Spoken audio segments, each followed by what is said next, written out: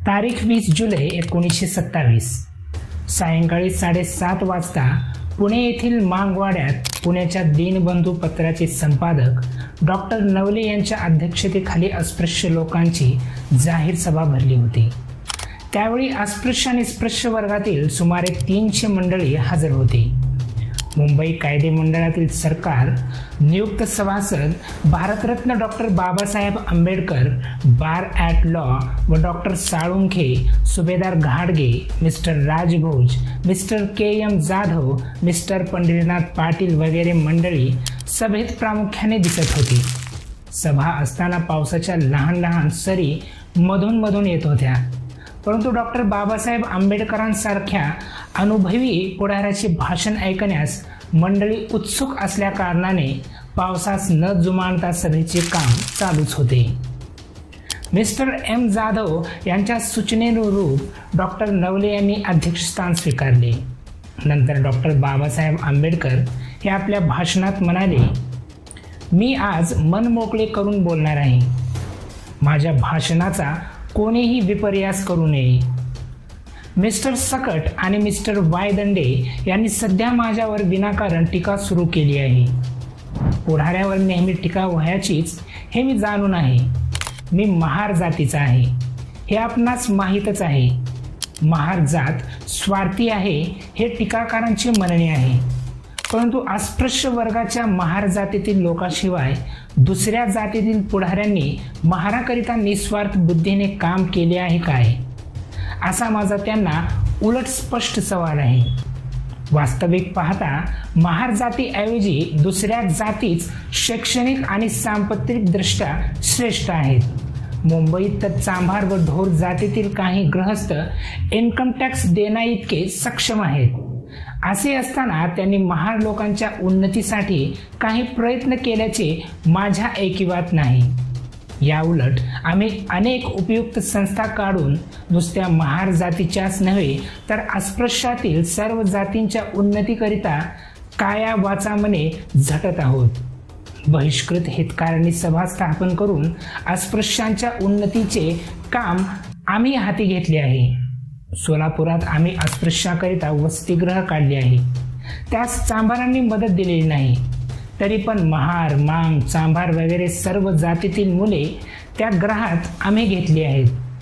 आणखी मांग विद्यार्थी त्या ग्रहात आपण जरूर पाठवावे अशी मी मिस्टर सकट यांना समक्ष विनंती केली आहे।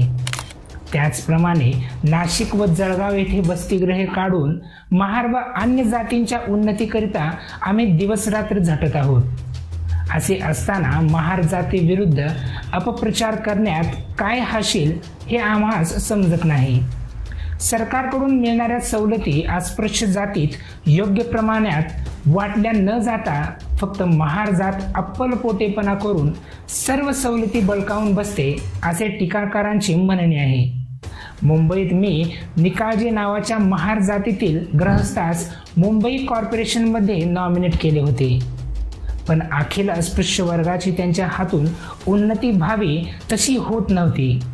ही गोष्ट माझ्या लक्षात आली तेव्हा त्यांची जागा चांभार जातीतील सुप्रसिद्ध क्रिकेटपटू मिस्टर बाळू यांना मीच सरकारकडून मिळवून दिली।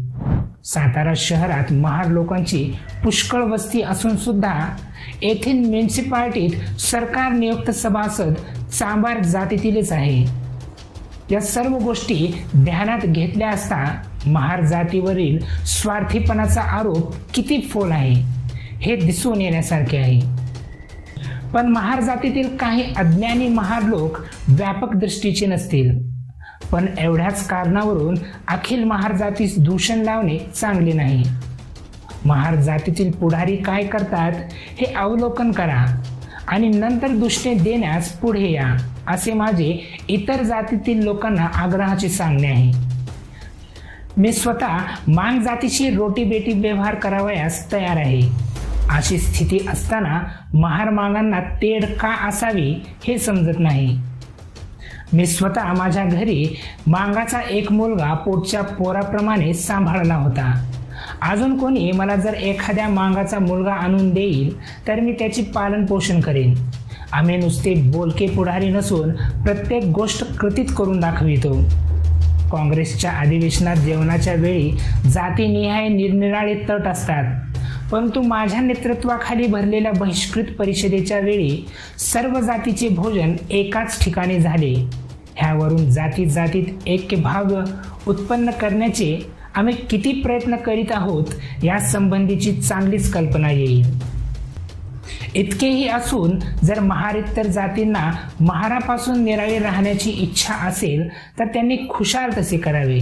त्यांनी स्वतंत्र राहून अस्पृश्योद्धाराचे काम केले तरी आमची ना नाही, पण त्यांनी विशिष्ट लोकांच्या छत्राखाली मात्र राहू नये अशी माझी विनंती आहे. काही ब्राह्मण अस्पृश्योद्धाराकरिता झटतात. ही गोष्ट जरी खरी असली तरी पुष्कळचे ब्राह्मण ब्राह्मणेतर पक्षापेक्षा आपला पक्ष बलवान करण्याकरिताच अस्पृश्यांना जवळ करतात असे मला वाटते. आमच्या उद्धाराकरिताच केवळ निस्वार्थ बुद्धीने जो ब्राह्मण अथवा मराठा प्रयत्न करेल तसा आम्हास हवा आहे. आम्हास दुसऱ्यांच्या हातातील कोडीत होण्याची इच्छा नाही. स्वार्थी बुद्धीने प्रेरित झालेल्या लोकांकडून अस्पृश्यता निवारण कार्य झाले तरी एक वेळ चिंता नाही, कारण अस्पृश्य राहून मिळणाऱ्या सवलतींच्या सहाय्याने आमची उन्नती करून घेणेच आम्हा सुलभ होईल असे मला वाटते. अस्पृश्यता निवारण करण्याचा मिस्टर माटे यांचा खरोखरी उद्देश नाही असे मला वाटते. अस्पृश्यांना जवळ करून ब्राह्मणेतरांना शह देण्याची त्यांची खटपट आहे अशी माझी समजूत आहे. मिस्टर माटे यांनी माझी समजूत चुकीची आहे असे सप्रमाण सिद्ध केल्यास मी त्यांना अवश्य सहकार्य करेन. मुसलमानापासून बचाव व्हावा म्हणून अस्पृश्यता निवारण करण्याचा डाव सध्या हिंदू सभा खेळत असे मला वाटते. अशा स्थितीत महारित्तर बंधूंना माझी एवढीच विनंती आहे की त्यांनी कोणाच्याही कच्छेपी लागू नये. मिस्टर सकट यांनी दे दान सुटे गिरान असे ओरडून भीक मागितली तरी मला वाईट वाटणार नाही, पण ते जर मिस्टर माटे यांच्या नादी लागतील तर मला अत्यंत खेद होईल. निराळे राहा पण दुसऱ्यांचे बगलबच्चे होऊ नका एवढेच माझे त्यांना सांगणे आहे. महार जातीचे पुढारीच काउन्सिलमधील जागा बळकावून बसतात असा आमच्यावर आक्षेप केला जातो. अस्पृश्यांच्या हक्काचे संरक्षण करण्याकरिता काउन्सिलात लायक माणसे जाणे इष्ट नाही काय? महारित्तरात जर माझ्यापेक्षा जास्त लायक माणूस असेल तर त्याने खुशाल माझी जागा घ्यावी. मी आत्ताच्या आत्ता येथूनच राजीनामा पाठविण्यास तयार आहे.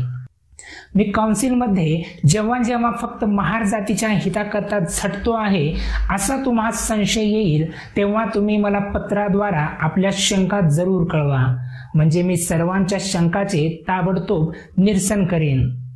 सुशिक्षित व्हा म्हणजे अस्पृश्यता आपोआप जाईल असे स्पृश्य वर्गातील लोक आपणास सांगतात, पण नुसते सुशिक्षित होण्याने अस्पृश्यता निवारण होईल असे मानणे चुकीचे आहे.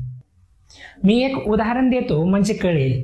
मी अस्पृश्य आहे हे जोपर्यंत मुंबईच्या माझ्या चेंबर नजीक असणाऱ्या भटाला खानावळवाल्याला माहीत नव्हते तोपर्यंत तो मला त्याच्या कपबशीतून चहा आणि भजी पुरवित असे. पण परवा मी अस्पृश्य आहे हे जेव्हा त्याला एका गुजराती वृत्तपत्रात प्रसिद्ध झालेल्या फोटोवरून कळले तेव्हापासून तो मला काचीच्या पेल्यातून चहा देऊ लागला. त्याला असे करण्यास अर्थात एका स्पृश्य वर्गातील कारकुनाने चिथावले होते. अशी स्थिती जेथे आहे तेथे सुशिक्षित झाल्यावर अस्पृश्यता आपोआप निघून जाईल असे म्हणणे कसे चुकीचे आहे हे दिसून येईल. जर आम्ही आता चढाईचे धोरण स्वीकारले नाही तर आमचा निभाव लागणे शक्य नाही. आम्ही तुडविले जात आहोत याचे कारण आपणास आपल्या अपमानाचा राग येत नाही हेच होय.